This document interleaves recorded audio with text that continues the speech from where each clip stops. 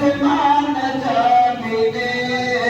আল্লাহ তাআলা বলেন কোরআনে যা আছে আসমান জমিনে সবই কিছুই আপনার অধীনে দয়ার নবীকে ভুলে যেও না মায়ার নবীকে ভুলে যেও না নবী ছিলেন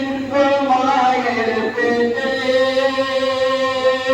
বাবা গেলেন ব্যবসাতে নবী ছিলেন মায়ের পেটে বাবা গেলেন ব্যবসাতে আসার পথে ফিরে এলো না স্বামী হারা হলেন মা